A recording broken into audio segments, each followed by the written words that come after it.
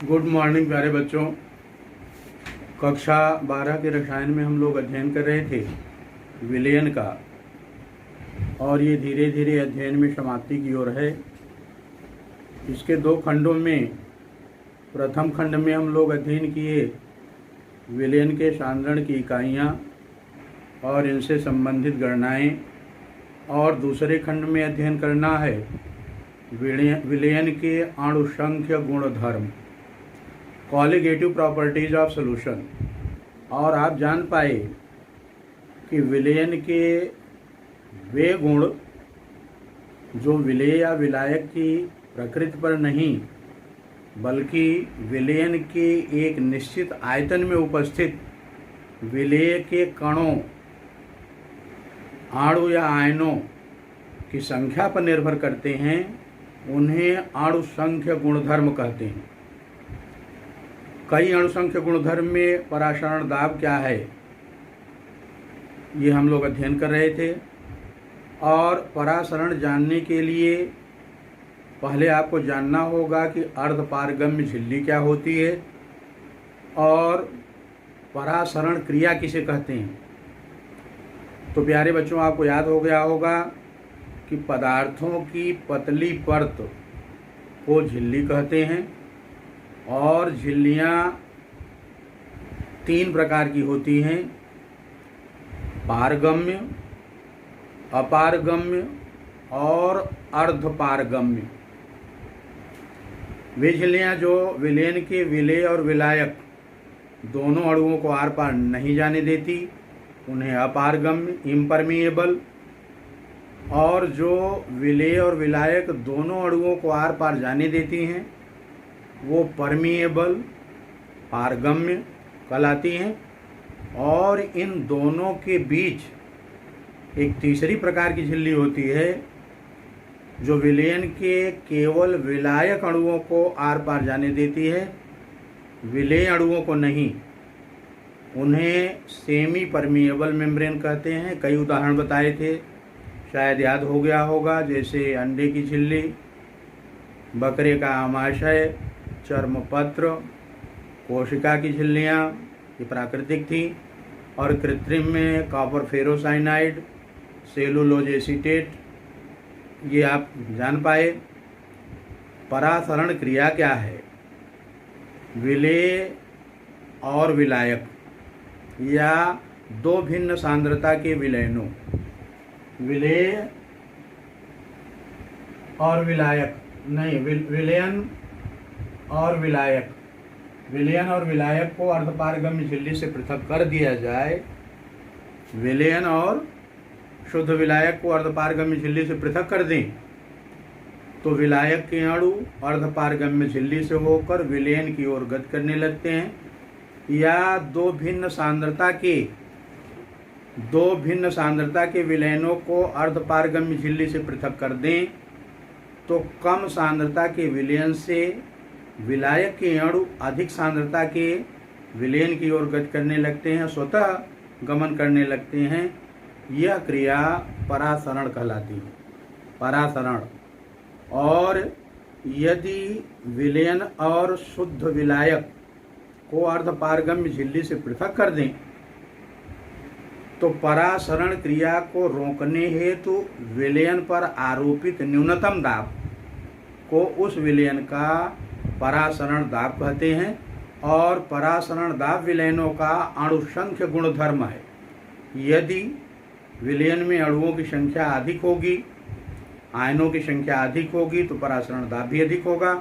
और अगर यदि यह संख्या कम होगी तो परासरण दाब कम होगा। वो अणु किसके हैं इससे मतलब नहीं है। तो चलिए अब आगे अध्ययन करते हैं। इसी में हम लोग जाने थे समपरासरी विलयन, आइसोटोनिक सॉल्यूशन। वे विलयन जिन्हें अर्धपारगम्य झिल्ली से पृथक कर देने पर परासरण क्रिया नहीं होती, उन्हें समपरासरी विलयन कहते हैं। इन दोनों विलयनों के परासरण दाब समान रहते हैं, तो समान परासरण दाब के विलयन समपरासरी कहलाएंगे, क्योंकि इनको अर्धपारगम्य झिल्ली से पृथक कर देने पर परासरण की क्रिया नहीं होती है। चलिए आगे अध्ययन करते हैं हाइपोटोनिक एंड हाइपरटोनिक सॉल्यूशन। अल्प तथा अति पराशरी विलयन, वे विलयन जिनका परासरण दाब कम होता है, समान होगा तो समपराशरी, और वे विलयन जिनका परासरण दाब कम होता है वो अल्प पराशरी, और जिनका परासरण दाब अधिक होता है उन्हें अति पराशरी कहते हैं। फिर से सुन लें, वे विलयन जिनके परासरण दाब समान होते हैं समपराशरी, जिन विलयनों का परासरण दाब कम होता है अल्प पराशरी, और जिन विलयनों का परासरण दाब अधिक होता है उन्हें अति पराशरी कहते हैं। आइसोपिस्टिक सॉल्यूशन, आइसोपिस्टिक समदाबी, समान ताप पर वे विलयन जिनके वाष्प दाब समान होते हैं, वाष्प दाब जिनके समान होंगे उन्हें समदाबी विलयन कहा जाता है। और आपको याद रखना चाहिए कि जो समपराशरी हैं वही समदाबी भी है। चलिए रिवर्स ऑस्मोसिस क्या है ये जानते हैं। व्युत्क्रम परासरण, उल्टा, रिवर्स। रिवर्स ऑस्मोसिस क्या है प्यारे बच्चों, इसे समझें। यदि विलायक और विलयन को अर्धपारगम्य झिल्ली से पृथक कर दें तो विलायक के अणु विलयन की ओर स्वतः गमन करने लगेंगे। अर्धपारगम्य झिल्ली से होकर यह क्रिया परासरण कहलाती है। अब यदि परासरण क्रिया रोकनी हो तो विलयन पर दाब आरोपित करना पड़ेगा, और जितना न्यूनतम दाब परासरण क्रिया को रोकने में आरोपित करना पड़ेगा वो कहलाएगा इस विलयन का परासरण दाब। यदि विलयन पर अधिक दाब आरोपित कर दिया जाए, परासरण दाब से भी अधिक दाब आरोपित करें तो विलायक के अणु विलयन से बाहर निकलने लगेंगे, अर्धपारगम्य झिल्ली से होकर विलायक की ओर गति करने लगेंगे, उल्टी दिशा में गति करने लगेंगे। इसी को कहते हैं व्युत्क्रम परासरण या रिवर्स ऑस्मोसिस। विलायक के अणु अर्धपारगम्य झिल्ली से विलयन की ओर गति करते हैं, लेकिन यदि विलयन पर अधिक दाब आरोपित किया जाए तो विलयन से विपरीत दिशा में विलायक की ओर गति करने लगेंगे उच्च दाब के कारण। इसे कहा जाता है रिवर्स ऑस्मोसिस। ये क्रिया बहुत उपयोगी है, इसका क्या इम्पोर्टेंस है समझिए। आप नमक समुद्री जल से निकाला जाता है, समुद्री जल में लवण अधिक मात्रा में विलय होते हैं, और रिवर्स ऑस्मोसिस द्वारा समुद्री जल से नमक प्राप्त किया जा सकता है। कैसे? समुद्री जल है ये, और इसे उच्च दाब लगाया जाए, और ये सेमी परमेबल मेम्ब्रेन है, और ये सेलुलोज एसीटेट, दो झिल्लियाँ बताए थे।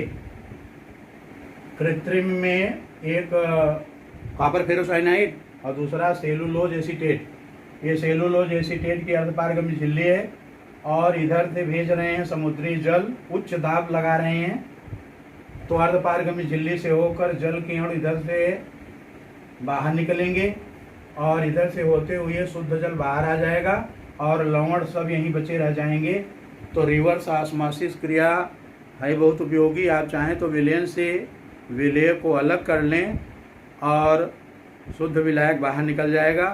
तो रिवर्स ऑस्मोसिस आप जान गए कि समुद्री जल से अगर शुद्ध जल प्राप्त करना हो या समुद्री जल से लवण को अलग करना हो तो रिवर्स ऑस्मोसिस का प्रयोग कर सकते हैं। अब चलिए आपको इसकी परासरण दाब की गणना हल करना सिखाते हैं। सरल गणनाएं हैं। विलयन की जो गणनाएं परीक्षा में पूछी जाएंगी वो एक अंक में आएंगी, एक अंक की गणनाएं होंगी सरल प्रकार की, तो इन्हें हल करना सीख लीजिए। एक प्रश्न मैं बोल रहा हूँ, इसे अच्छी तरह से सुन लें। कैसे हल करेंगे हम आपको बताते हैं। 24 डिग्री सेल्सियस ताप पर 24 डिग्री सेल्सियस ताप पर गन्ने के शक्कर विलयन का परासरण दाब 2.5 वायुमंडल है। इस विलयन की सांद्रता मोल प्रति लीटर में ज्ञात कीजिए। फिर से सुने, 24 डिग्री सेल्सियस ताप पर गन्ने की शक्कर के विलयन का परासरण दाब 2.5 वायुमंडल है। इस विलयन की सांद्रता मोल प्रति लीटर में ज्ञात कीजिए। परासरण दाब से संबंधित जो फार्मूला है वो आप जानिए। गैसों से संबंधित सूत्र आपको याद होगा, PV equal to R T. PV equal to R T, gas समीकरण आपको याद होगा, गैस दाब गुणित गैस का आयतन बराबर गैस स्थिरांक गुणित परमताप, P V equal to R T. और यदि मोलों की संख्या n हो तो P V equal to N R T. गैसों के जो समीकरण हैं वो विलयन के लिए समान रूप से लागू होते हैं। अंतर यह होता है कि जहाँ आर गैस स्थिरांक है वहाँ यस रहता है, वो विलयन स्थिरांक होता है, और जहाँ गैस दाब होता है वहाँ परासरण दाब रहता है। जैसे ये तो गैस के संदर्भ में है, विलयन के संदर्भ में होगा परासरण दाब गुणित आयतन बराबर एस टी। और यस क्या है? यस विलयन स्थिरांक कैपिटल टी, परमताप, वी विलयन का आयतन, और पी विलयन का परासरण दाब। जहाँ ये गैस का दाब था, गैस का आयतन था, गैस स्थिरांक था, परमताप था, यहाँ है परासरण दाब, विलयन का आयतन, विलयन स्थिरांक और परमताप। अब यदि मोलों की संख्या n हो तो सूत्र हो जाएगा PV equal to N S T, PV equal to N S T, जहाँ पी परासरण दाब, वी विलयन का आयतन, एन विलय के मोलों की संख्या, एस विलयन स्थिरांक और टी परमताप। अब इस संबंध में हम अगर मोलर सांद्रण निकालना चाहते हैं तो इसे लिखा जा सकता है P equal to N upon V S T. ठीक है, P अगर निकालेंगे, परासरण दाब निकालेंगे तो V इधर आ जाएगा N upon V S T. और प्यारे बच्चों, n है मोलों की संख्या, V आयतन, इसे मोल प्रति लीटर सांद्रता मोलर सांद्रण कहते हैं। यही मोलर सांद्रण है, मोल प्रति लीटर मोलर सांद्रण। तो हमें निकालने की ज़रूरत है इस प्रश्न में जो अभी आप बोले, अब जो अभी हम बोले हैं, N upon V. N upon V क्या है? मोलों की संख्या बटा विलयन का आयतन लीटर में, यही मोलर सांद्रण है। तो अगर हम एन अपान वी निकालेंगे तो एन अपान वी हो जाएगा equal to P upon S T, P upon S T. और जो प्रश्न दिया गया है इस सूत्र का प्रयोग करेंगे जो गणना अभी बोले हैं, और इसमें P क्या है? परासरण दाब है, और ये दिया हुआ है 2.5 वायुमंडल। और यस कितना है? यस प्रश्न में ही दिया है, यस बराबर 0.0821 लीटर वायुमंडल प्रति डिग्री केल्विन प्रति मोल। यस दिया है 0.0821 लीटर वायुमंडल प्रति डिग्री केल्विन प्रति मोल, ये इसकी इकाई है। और T परमताप है, और 24 डिग्री सेल्सियस दिया हुआ है, तो 24 डिग्री सेल्सियस धन 273, इसको जोड़ लेंगे तो हो जाएगा 297 डिग्री केल्विन। अब आप सूत्र में रख दीजिए और हल कर लीजिए। एन अपान वी यानी मोलर सांद्रण बराबर P है 2.5 और यस है 0.0821 और परमताप है 297। आप इसे हल करके देखिए, आ जाएगा 0.1025 मोल प्रति लीटर। इसे आप हल करके देख लीजिएगा, इतना आएगा। अब अगर इसमें इसी सूत्र से विलेय का अणुभार निकालना हो, तो कैसे निकालेंगे आप देखिए। कह रहे हैं PV इक्वल टू NST, और अगर P बराबर निकालें तो N अपान V EST, और N क्या होता है? मोलों की संख्या। N क्या है? मोलों की संख्या। और मोलों की संख्या कैसे निकाली जाती है? मात्रा ग्राम में बटा अणुभार। मोलों की संख्या कैसे आती है? मात्रा ग्राम में बटा अणुभार। तो जहाँ N है वहाँ आप लिख सकते हैं P इक्वल टू N के स्थान पर लिख दें W अपान M अपान VST। अब इसे आप चाहें तो लिख सकते हैं P equal to WST upon MV। और अगर यम आपको निकालना हो इसी सूत्र से तो WST/PV। तो प्यारे बच्चों, अणुभार भी इससे निकाला जा सकता है। इस फार्मूले का प्रयोग करेंगे और ये फार्मूला कहाँ से आया, PV = NST से। जहाँ n था वहाँ हमने W/m इसलिए लिख दिया, ये मोलों की संख्या है, मात्रा ग्राम में बटा अणुभार, और सूत्र आ गया परासरण दाब बराबर विलेय की मात्रा ग्राम में, विलयन स्थिरांक परम गुणित परम ताप बटा विलेय का अणुभार गुणित विलयन का आयतन लीटर में, और यम निकालेंगे तो WST/PV आ जाएगा। तो गणनाएं देख लीजिएगा, सरल प्रकार की हैं। अब आगे का अध्ययन अगले वीडियो में आपको बताएंगे। आज यहीं तक, धन्यवाद।